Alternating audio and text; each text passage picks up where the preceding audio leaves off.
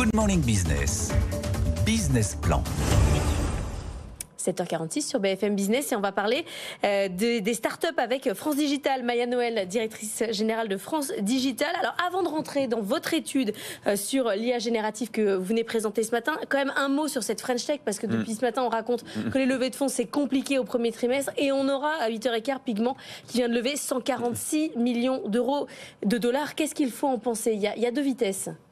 Je pense que les bons projets continuent à être très bien financés. Il reste de l'argent et là on est en train de redécoller. Donc le début de l'année n'est pas forcément évident. Ça traduit aussi la même chose que la fin de l'année dernière. Néanmoins, ça montre que si on a un beau projet, on peut continuer à être financé. Et donc aujourd'hui, on a Pigment.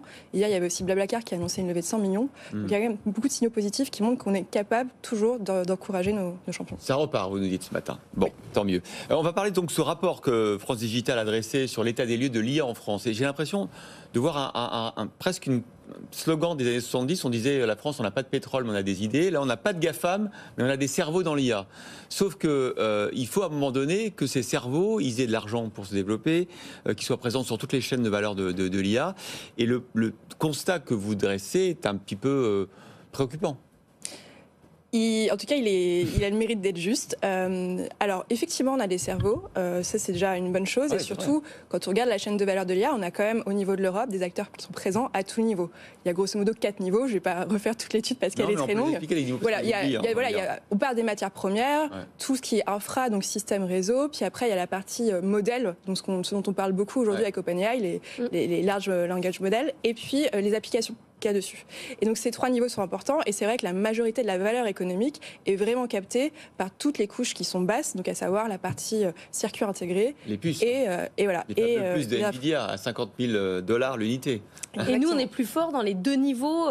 C'est là où on a le plus d'acteurs. Dessus, en fait. Non, c'est là où on a le plus d'acteurs. Mais à vrai dire, on a des capacités de production à tous les niveaux. Ce qui se passe aujourd'hui, c'est que sur les couches inférieures qui captent la majorité de la valeur, c'est qu'on a vraiment effectivement un quasi-monopole de certains grands acteurs, voire des titans, donc les GAFAM qu'on connaît. Et puis effectivement, sur la couche complètement basse, on a les usines à Taïwan et puis les terres rares qui appartiennent majoritairement à des Chinois.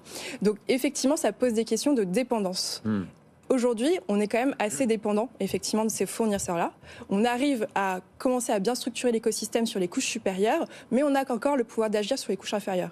Et moi, c'est le message que j'ai aujourd'hui, c'est que on est capable encore, et c'est quand même positif, on a les moyens en Europe de devenir encore leader de l'IA, on est encore dans la course. Maintenant, il ne suffit pas simplement d'aller financer la technologie, parce que ce qui se passe aujourd'hui, on investit dans la technologie. Je pense qu'il faut aussi avoir une vraie vision politique et réglementaire pour favoriser l'innovation depuis tout le début de la chaîne. Alors, on était hier avec le député rapporteur de ce projet de loi sur l'attractivité, notamment qui s'intéresse à comment on fait pour faire décoller les startups avec les droits de vote multiples, avec la possibilité aussi pour les investisseurs de dépasser, d'aller au-delà des 500 millions, enfin je ne vais pas rentrer dans le détail, mais en gros, c'est ça qui manque. Est-ce que ça va suffire ? Ce qui manque, en fait, il y a toujours ces 3 ingrédients clés. Donc vous le disiez au début, on a les talents, il nous faut en face des financements, donc on commence à avoir les poches de plus en plus profondes, mais il nous faut encore plus d'argent parce que quand on investit des millions, des centaines de millions ici, outre-Atlantique, c'est des milliards qui sont investis. Donc voilà, il y a cette différence-là, mais on peut être efficace, on a quand même des bons acteurs, mais ce qui nous manque cruellement, c'est vraiment des contrats, en fait. Et c'est ça qu'il faut, c'est la vision politique dont je parlais, c'est une forme de... Il faut arrêter d'être naïf aussi en tant qu'acheteur, donc acheteur privé ou acheteur public. En fait, quand on achète des applications, on parlait de surcouche, effectivement, on a de nombreux acteurs. Au final, c'est de l'argent qui va aussi redescendre vers des Américains. Mais vous dites quoi là ? C'est les commandes publiques qu'il faut pousser pour aller plus loin ? Il faut que la commande publique soit fléchée vers des acteurs européens. Et la commande privée aussi. Donc tout acteur privé ou acteur public se doit d'appliquer une forme de préférence vers des acteurs européens si on veut un jour pouvoir véritablement les faire émerger. Parce qu'aujourd'hui, ce que je dis, c'est qu'on est dans la course. Mais le principe, c'est pas d'être dans la course. Il faut être en mesure de la gagner si on veut vraiment devenir indépendant. Et donc c'est ça l'enjeu. Comment est-ce qu'il faut changer la réglementation pour contraindre, pour flécher effectivement les appels d'offres, que ce soit publics ou privés, vers des acteurs européens ? Tout à fait.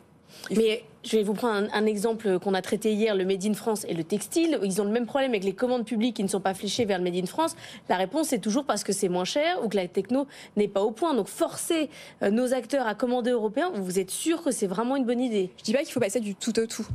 Le transfert peut être progressif. Moi, ce que je dis aujourd'hui, c'est que par exemple, quand vous cherchez un fournisseur cloud, effectivement, beaucoup d'entreprises vont vers des AWS, des Microsoft Azure, mais on a des véritables alternatives françaises, des OVH Cloud, des Scaleway. Je ne dis pas de tout migrer sur eux. Je dis que commencer à faire du multi-cloud et commencer à répartir ces commandes vers aussi des acteurs européens, c'est ce qui va leur permettre de continuer à exister. Et c'est ça l'enjeu.